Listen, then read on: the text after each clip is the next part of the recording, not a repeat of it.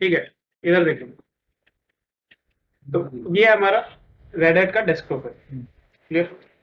तो यहाँ पे एक चीज होती है वर्क स्पेस। वर्क स्पेस क्या होता है? तो वर्क स्पेस को आप एज अ वर्चुअल डेस्कटॉप समझ सकते हो। क्या समझ सकते हो? वर्चुअल डेस्कटॉप मतलब, देखो, जैसे मैंने विंडोज की प्रेस करी और फॉर एग्जांपल ये हमारा प्राइमरी डेस्कटॉप है और ये जो है ये हमारा सेकेंडरी डेस्कटॉप है। ठीक है, तो ये क्या है? एक वर्क स्पेस है। वर्क स्पेस मतलब आप यहाँ जो काम कर रहे हो उसका इफेक्ट इस वाले डेस्कटॉप पे नहीं पड़ेगा और इससे जो काम कर रहे हो उसका इफेक्ट इधर वाले डेस्कटॉप पे नहीं पड़ेगा। फॉर एग्जाम्पल यहाँ पे मान के चलते हैं आपने कोई एप्लीकेशन ओपन करी, ठीक है, और अभी क्या चाहिए आपको? एक नया डेस्कटॉप चाहिए जहां पे आप क्लीन काम करना चाहते हो। उसके लिए आप क्या करेंगे? वर्क स्पेस चेंज कर लेंगे। चेंज हो गया, जैसे मैं इस पे आ रहा हूँ अब इसमें मैं कोई नई एप्लीकेशन ओपन कर सकता हूँ। फॉर एग्जाम्पल यहाँ से मैंने फायरफॉक्स ओपन कर दिया, तो जैसे ही मैंने इस वर्क स्पेस को काम में लिया आप देखोगे इधर एक और वर्क स्पेस जनरेट हो गया। ठीक है, यहाँ पे ये हमारा एक और क्लीन वर्क स्पेस जनरेट हो गया। तो वर्क स्पेस का काम समझ में आया कि आप जब भी कोई काम कर रहे हैं, आप इंपॉर्टेंट टास्क कर रहे हैं, फिर आपको एकदम फ्रेश टास्क नया करना है, दूसरा करना है, तो आप नए डेस्कटॉप पे आराम से उसको कर सकते हैं। क्लियर? ये देखो हमारा फायरफॉक्स यहाँ चल रहा है और हमारी ये वाली एप्लीकेशन यहाँ चल रही है।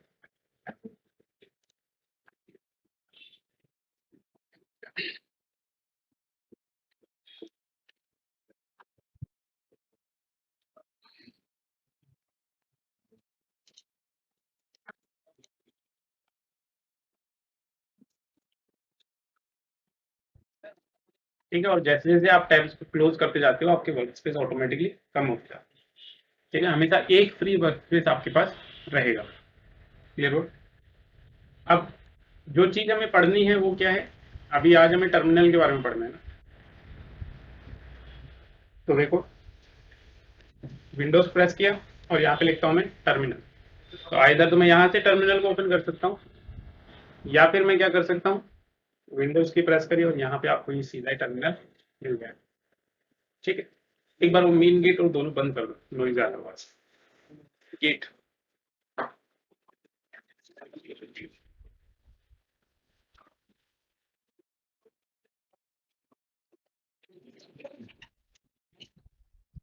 ठीक है, और आप एक्टिविटीज पे क्लिक करोगे तो ये भी एज अ विंडो की प्रेस करने जैसा ही है। ठीक है, यहाँ पे आपका डेट एंड टाइम आ रहा है आपका और इसको हम बोलते हैं नोटिफिकेशन बार। ठीक है, यहाँ से आपको देखो ये जो है ये आपको ब्राइटनेस का बटन मिलता है, लैपटॉप के लिए होता है। ठीक है, देन माइक का वॉल्यूम, क्लियर, वायर्ड नेटवर्क और यहाँ पे पावर बैटरी के लिए।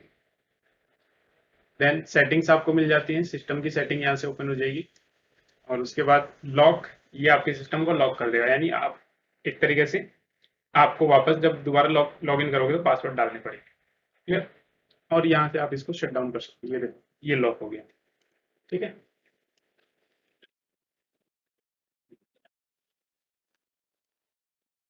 क्लियर हो? देन उसके बाद पावर शट डाउन करना है, रीस्टार्ट करना है, सस्पेंड करना है, वो आप यहाँ से कर सकते हैं। ठीक है, और यूजर को लॉग आउट करना है तो वो आप यहाँ से कर सकते हैं। Code out. ठीक है, नेक्स्ट टर्मिनल ओपन करते हैं। अब टर्मिनल आपकी वो एप्लीकेशन होगी जहां पे आप सारे काम करेंगे। ठीक है, सारे के सारे काम आप कहां से करेंगे? टर्मिनल से। अब देखो यहाँ पे हमने लिखा था, याद है होस्ट नेम हमने लिखा था जब हम इंस्टॉलेशन कर रहे थे, तो हमने होस्ट नेम लिखा था। इसको वेरीफाई भी आप कर सकते हो, कमांड होती है होस्ट नेम। होस्ट नेम क्या है? ठीक है, अब पहले एक बार इधर देख लो, टर्मिनल के कुछ शॉर्टकट होते हैं, टर्मिनल के कुछ शॉर्टकट्स होते हैं। सबसे पहला शॉर्टकट क्या होता है, कंट्रोल शिफ्ट टी,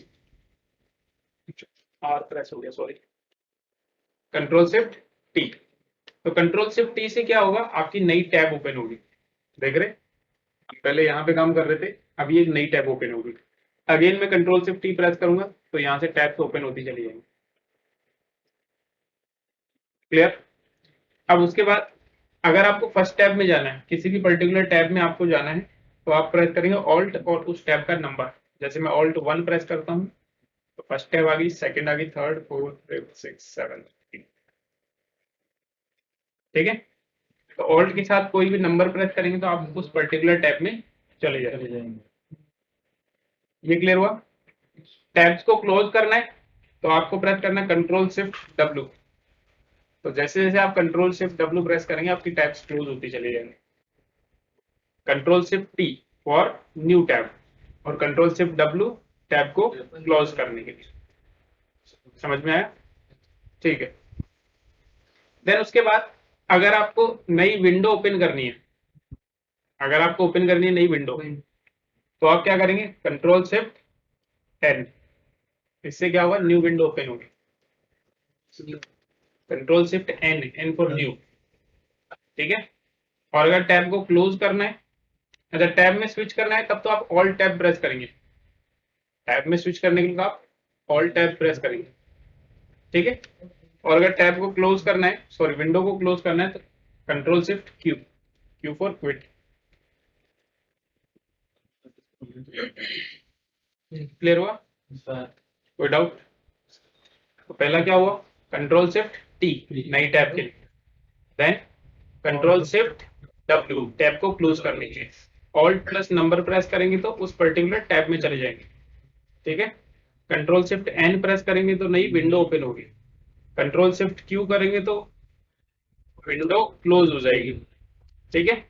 और विंडो में अगर आपको स्विच करना है तो ऑल्ट टैब है। क्लियर हुआ? ठीक।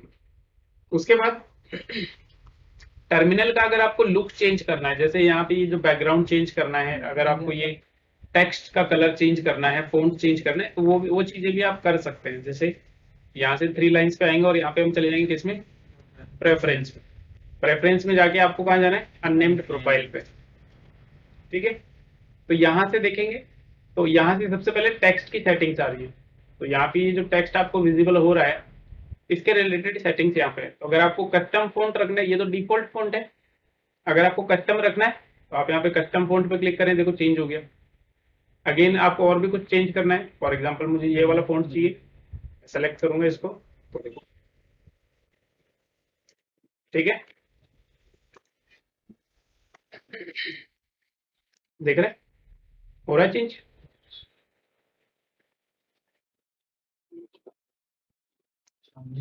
फॉर एग्जांपल हम यही वाला रख लेते हैं, मोनोस्पेस। ठीक है। अगर साइज चेंज करना है, साइज भी यहीं से चेंज हो जाएगा, ये देखो नीचे साइज आ रहा है। ठीक है। अगर सेलेक्ट करता हूँ तो ये देखो साइज बड़ा हो गया, और अगर कम कर लेते हैं तो ये साइज छोटा हो गया। क्लियर। तो अभी मैं क्या कर रहा हूँ, इसको डिफॉल्ट रख लेता हूँ। ठीक है। अगर कलर चेंज करने हैं तो कलर हम यहाँ से चेंज कर सकते हैं, बाय डिफॉल्ट इसकी सिस्टम जो थीम है उसके हिसाब से चेंज किया हुआ। अगर मैं इसको अनचेक करता हूँ तो देखो यहाँ पे कलर चेंज है। अब आप चाहो तो इनमें से कुछ चूज कर सकते हो बिल्ट इन स्कीम, जैसे व्हाइट ऑन ब्लैक या फिर ग्रीन ऑन ब्लैक। ठीक है। ब्लैक ऑन व्हाइट, ये हो गया, व्हाइट ऑन ब्लैक हो गया, टैंगो डार्क है। ठीक है। इस तरीके से इनमें से कोई भी स्कीम आप चूज कर सकते हो। या फिर अगर आपको मैनुअल कोई कलर करना है, जैसे मान के चलो मैं चाह रहा हूँ कि मेरा टेक्स्ट जो होना चाहिए वो कुछ इस तरीके का होना चाहिए, और मेरा ये जो होना चाहिए एकदम डार्क होना चाहिए। ठीक है। तो ये आप चूज कर सकते हो। क्लियर हुआ? ये कुछ स्क्रॉलिंग ऑप्शन है, स्क्रॉल बार होना चाहिए, की स्ट्रोक से भी स्लो स्क्रॉल होना चाहिए। की स्ट्रोक मतलब अप एंड डाउन है होती है। ठीक है। कमांड, ये कमांड से रिलेटेड है। कंपैटिबिलिटी, ओके, बैक स्पेस की जब आप प्रेस करते हैं तो ये देखो डिलीट का कुछ आता है, और स्केप सीक्वेंस डिलीट की। एस्केप सीक्वेंस समझते हो? आपने कोई कमांड चलाई हुई है, अगर उस कमांड से बाहर निकलना है तो आप एस्केप सीक्वेंस प्रेस करते हैं, जैसे कंट्रोल सी हो गया, कंट्रोल जेड हो गया, ये सब चीजें क्या है, एस्केप सीक्वेंस है। ठीक है, अब देखो इसको वापस व्हाइट रख देते हैं।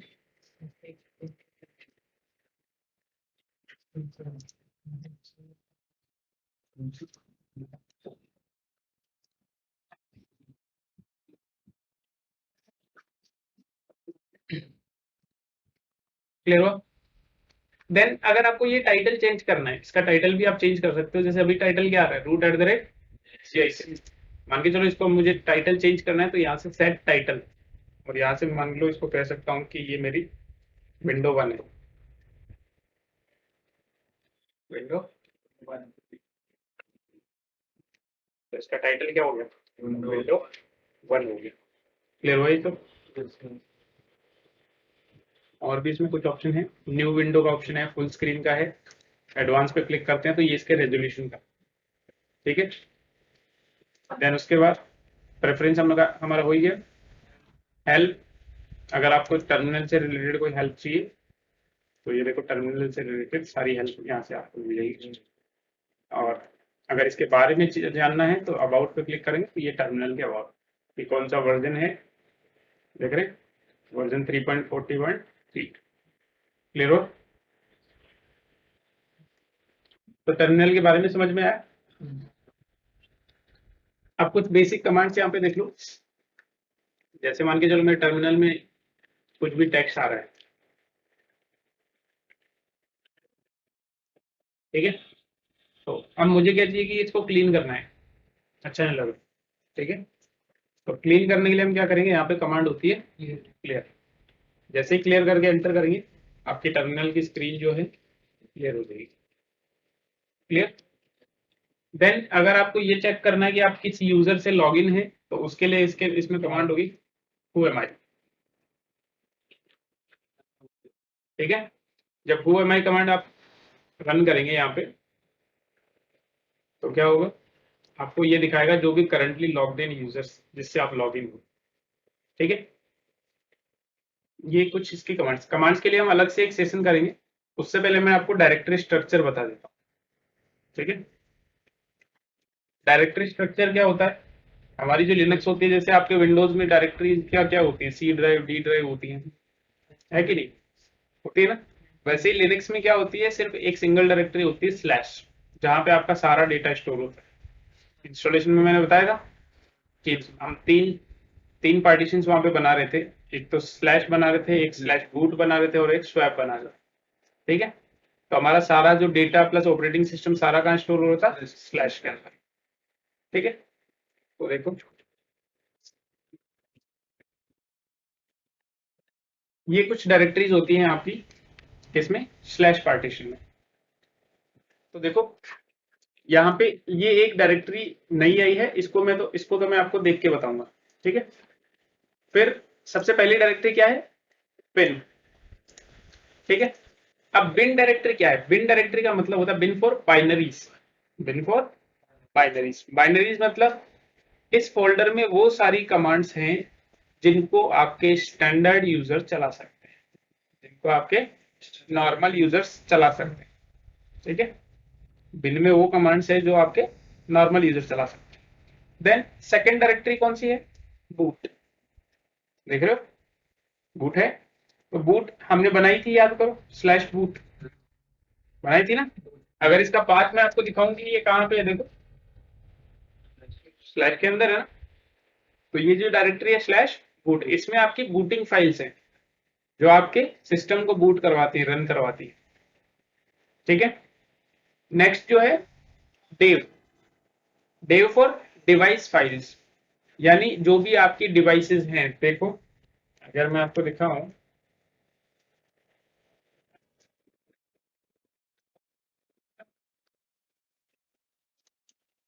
देख रहे हो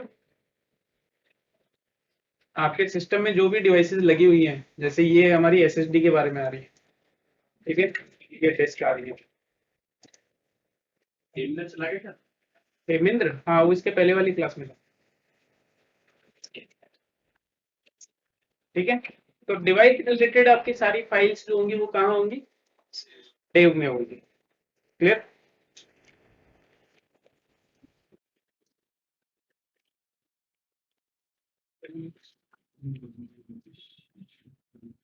देन नेक्स्ट है ईटीसी स्लैश ईटीसी।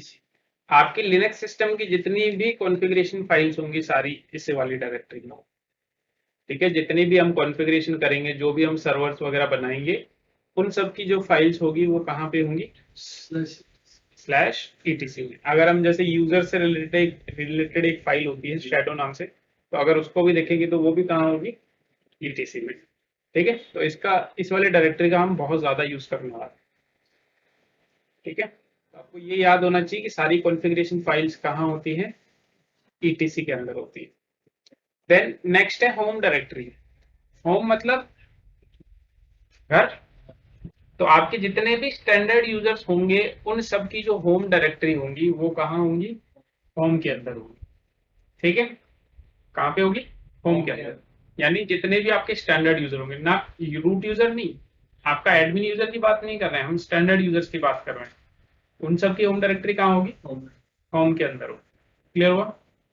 ठीक है, जैसे अगर यहाँ पे देखें होम के अंदर क्या है, तो देखो एक यूजर बना हुआ है JICS, उसकी होम डायरेक्टरी यहाँ पे। अब होम डायरेक्टरी का क्या मतलब होता है, होम डायरेक्टरी का मतलब होता है ऐसी डायरेक्टरी जहाँ पे उस पर्टिकुलर यूजर की डेस्कटॉप, डाउनलोड्स, डॉक्यूमेंट्स, ये सारे फोल्डर्स होते हैं।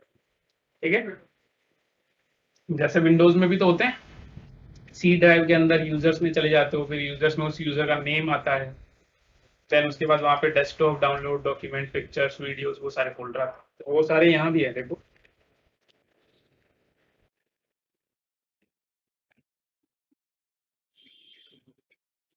आ रहे हैं, क्लियर हुआ। ठीक है, नेक्स्ट डायरेक्टरी कौन सी है, लिब एंड लिब 64। ठीक है, लिब फॉर लाइब्रेरी। अब लाइब्रेरी में क्या होती है, पुस्तकें, किताबें होती है, किस लिए काम आती है, हेल्प के लिए। तो यहाँ पे लिब हमारी जो काम में आएंगी वो भी मैनुअल्स के लिए काम में आएंगी। ठीक है, अगर हमें कोई हेल्प चाहिए तो वो हम कहाँ से लेंगे, लिब से। ठीक है, दो डायरेक्टरीज होंगी हमारी, एक तो लिब है, एक यूएसआर में है। ठीक है, वहां से हम हेल्प लेंगे। Then media. मीडिया आपका टेम्पररी माउंट पॉइंट होता है रिमूवेबल डिवाइसेस का। यानी अगर आप कोई भी रिमूवेबल डिवाइसेस अटैच करते हैं, सीडी अटैच करते हैं, डीवीडी अटैच करते हैं, पेन ड्राइव अटैच करते हैं, तो वो बाय डिफॉल्ट कहाँ पे माउंट होंगी, मीडिया। जैसे यहाँ पे मैंने शायद आईएसओ इमेज अटैच की हुई है, तो अगर उसको चेक करें, नहीं है, तो एक बार कर लेते हैं उसको माउंट।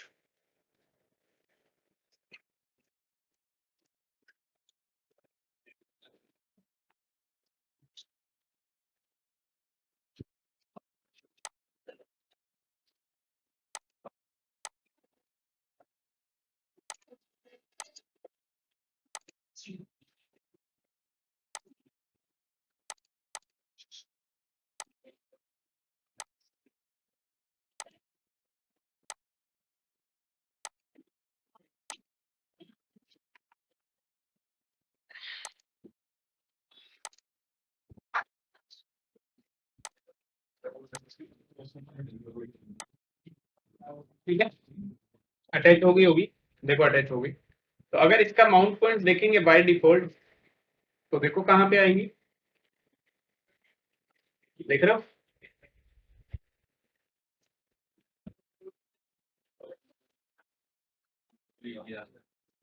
आ रही है ना। तो जो भी आपकी टेम्पररी रिमूवेबल डिवाइसेस होंगी वो कहाँ पे माउंट होगी, बाय डिफॉल्ट मीडिया। देन उसके बाद नेक्स्ट जो हमारी डायरेक्टरी है, एमएलटी। एमएलटी भी एक टेम्पररी माउंट पॉइंट है। किसके लिए, जैसे मान के चलो आपको कोई डिवाइस अटैच करनी है खुद से, ठीक है, और आपको उसको माउंट करके यूज करना है। लिनक्स में क्या होता है, आप कोई भी डिवाइस यूज करना चाह रहे हैं, चाहे वो पेन ड्राइव हो, चाहे सीडी हो, चाहे डीवीडी हो, वो कहीं ना कहीं किसी न किसी फोल्डर से ही एक्सेस होगी, ऐसे अपने आप नहीं होगी। ठीक है, अब विंडोज में तो क्या होता है, ये काम अपने आप हो जाता है। विंडोज में तो क्या होता है, ये काम अपने आप हो जाता है कि वो सी से, डी से, ई से, एफ से, ऐसे वो लेटर्स करके आती रहती है, ठीक है। लेकिन यहाँ पे मान के चलो कोई फोल्डर इंटरनेट पे शेयर किया हुआ है, जैसे हम सर्वर पे जब शेयर करेंगे तो हमें उनको मैन्युअली माउंट करने की जरूरत पड़ेगी, ठीक है। तो अगर आप किसी भी डायरेक्टरी को, किसी भी डिवाइस को टेम्पररी माउंट करके कुछ टाइम के लिए यूज करना चाह रहे हैं, तो आप उसको कहाँ पे माउंट कर सकते हैं, एमएनटी में माउंट कर सकते हैं। एमएनटी में ऐसे बाय डिफॉल्ट कुछ नहीं होगा, ब्लैंक डायरेक्टरी होगी, ठीक है। ये जस्ट एक टेम्पररी माउंट पॉइंट है, एमएनटी मतलब माउंट, ठीक है। तो आप उसको यूज करो और जैसे ही आपका काम खत्म हो उसको वापस क्या कर दो, अनमाउंट कर दो, क्लियर। देन उसके बाद opt, opt means optional files, वो फाइल्स जो कभी कभी यूज आती है, जैसे देखो कुछ भी नहीं है, क्योंकि अभी कोई ऐसी फाइल ही नहीं है जो कभी कभी यूज आती है, ठीक है। प्रॉक मीन्स प्रोसेस फाइल्स, अगर आपके सिस्टम में जो भी सर्विसेज वगैरह रन कर रही हैं उन सबसे रिलेटेड इंफॉर्मेशन कहाँ पे होगी, प्रॉक्स में होगी। जैसे देखो एलएस प्रॉक, तो जो भी आपकी यहाँ पे चल रही है, जैसे कंसोल मतलब आपका टर्मिनल समझ सकते हो आप, ठीक है। फाइल सिस्टम सारे चल रहे हैं, यानी बैकएंड पे जितने भी प्रोसेसेस चल रही हैं सबसे रिलेटेड फाइल्स बनी हुई है, ठीक है। देन नेक्स्ट है रूट। रूट क्या होती है, आपका जो एडमिन यूजर होता है, जो रूट यूजर होता है उसकी होम डायरेक्टरी होती है। रूट क्या होती है, आपके एडमिन यूजर की होम डायरेक्टरी, ठीक है। यानी यहाँ पे रूट यूजर के वो वाले फोल्डर्स होंगे, desktop, downloads, documents and all, ठीक है। देखो देख रहे हो, क्लियर। नेक्स्ट जो है हमारी रन। रन भी अभी आपने देखी होगी, रन मतलब आपकी रनिंग जो कॉन्फ़िगरेशन चल रही है, जो रनिंग प्रोसेस आपके सिस्टम में चल रही है उससे रिलेटेड फाइल्स यहाँ पे होंगी, ठीक है। तो एक एग्जांपल तो आपने अभी देखा होगा कि जैसे ही मैंने डीवीडी अटैच करी, क्यों, क्योंकि वो रनिंग में है ना, तो इसलिए यहाँ पे शो कर रही है, जबकि पहले जब अटैच नहीं थी तब यहाँ पे कुछ भी नहीं आ रहा था, क्लियर। देन उसके बाद क्या है, एसबिन। एसबिन, बिन का मतलब था बाइनरी, मतलब स्टैंडर्ड, वो कमांड्स जो स्टैंडर्ड यूजर चला सकते हैं। एसबिन मतलब सुपर यूजर बाइनरीज, मतलब वो कमांड जो आपका सिर्फ एडमिन यूजर चला सकता है, वो सारी कमांड्स इस डायरेक्टरी में होती है, क्लियर। देन नेक्स्ट क्या है, एचआरवी, सर्विस रिलेटेड फाइल्स। देखो जो भी सर्विसेज वगैरह चल रही होंगी, अभी हमने कोई सर्विस स्टार्ट नहीं कर रखी, ठीक है, तो उनसे रिलेटेड जो फाइल्स होंगी वो कहाँ पे होंगी, एसआरवी में होगी, ठीक है। Then SYS, system files. देखो देख रहे हो, डिवाइसेस, कर्नल, पावर, ये सारी सिस्टम फाइल्स हैं, है कि नहीं। तो ये सारी कहाँ होती हैं, आपकी एसवाईएस में, यानी सिस्टम में। देन नेक्स्ट क्या है, TMP, temporary files. Temporary files समझते हो, टेम्पररी फाइल्स वो फाइल्स होती हैं जो तब बनती हैं जब भी आप कोई प्रोग्राम या सर्विस को रन करते हो, ठीक है। ये फाइल्स सिर्फ एक ही बार बनती हैं, एक ही बार काम में आती हैं, कब, जब आपका सिस्टम, या सॉरी सिस्टम नहीं, आप जब आपकी सर्विस या फिर प्रोग्राम आप स्टार्ट करते हो, जब भी आप प्रोग्राम को स्टार्ट करते हो वो एक टेम्पररी फाइल बनाता है, ठीक है। और ये तभी काम में आती है बस, उसके बाद कभी काम में नहीं आती, और इसलिए आप टेम्पररी फाइल्स को डिलीट कर सकते हो। देखते हो ना, एक टाइम होता है जब वो बढ़ते बढ़ते बढ़ते बढ़ते बहुत सारी हो जाती है, तो ऐसा क्यों होता है, क्यों, क्योंकि जब भी आप कोई प्रोग्राम रन करते हो तो उसकी एक टेम्पररी फाइल बनती है, ठीक है। और वो तभी एक बार जब स्टार्ट हो रहा है तभी काम में आ रही, दोबारा काम में नहीं आएगी, जब दोबारा प्रोग्राम आप बंद करके स्टार्ट करोगे तो नहीं बनेगी, ठीक है। देखो जैसे इतनी सारी तो ऑलरेडी बन चुकी है, क्लियर।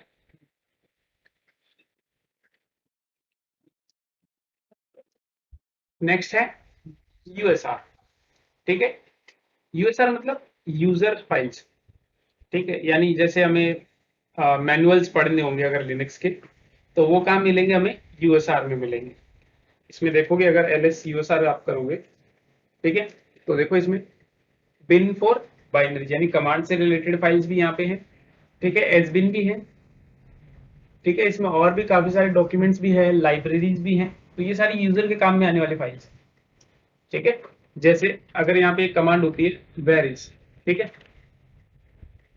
और अगर मुझे ये पता करना है कि ls कमांड कहाँ है, इसके मैनुअल कहाँ है, तो मैंने एंटर किया, सॉरी LA हो गया, वो होती नहीं है सर। हाँ, वो डेली ट्रिप हो जाती है, ठीक है। तो देखो ये सारे के सारे, चाहे ये कमांड का पता बता रही हो, चाहे मैनुअल्स के पते बता रही हो, सब कहाँ से स्टार्ट हो रही है, यूजर, देख रहे हो, ठीक है। और जो लास्ट में हमारी एक फाइल है वो है var, var means variable files, यानी वो फाइल्स जो विद टाइम चेंज होती रहती है, ठीक है। देखो जैसे हमारे FTP सर्वर की फाइल्स हो गई, ठीक है, हमारे कैच हो गए, ये सारी चीजें, जो मेल्स हैं, मेल भी टाइम टू टाइम चेंज होती रहती है, नई मेल आती रहती है कि नहीं। तो ये जो फाइल्स जो रेगुलरली चेंज होती रहती है, वो सब किस में आती हैं, वॉर में। क्लियर, कोई डाउट? तो ये था आपकी लिनक्स का डायरेक्टरी स्ट्रक्चर, कोई डाउट इसमें? इसमें जस्ट आपको इतना सा पता होना चाहिए, क्या, कि कौन सी डायरेक्टरी में क्या फाइल्स होती है, और इन सब डायरेक्टरीज में से जो हम सबसे ज्यादा यूज करेंगे वो कौन सी होगी, एक तो ETC होगी और एक होम होगी, बाकी तो हम बहुत रेयर केस में यूज करेंगे, MNT भी यूज करेंगे कई बार जब हमें माउंट करना होगा, ठीक है, बाकी तो बहुत रेयर केस में हम यूज करने वाले हैं। तो स्पेशली आपको इन 2-3 डायरेक्टरीज का तो पता होना चाहिए कि आपकी जो सारी कॉन्फ़िगरेशन फाइल्स होती हैं वो ETC में होती हैं, /होम के अंदर आपकी होम डायरेक्टरीज होती है, ठीक है, MNT आपका टेम्पररी माउंट पॉइंट है, ठीक है, ये सारी चीजें आपको पता होनी चाहिए। क्लियर, ठीक है।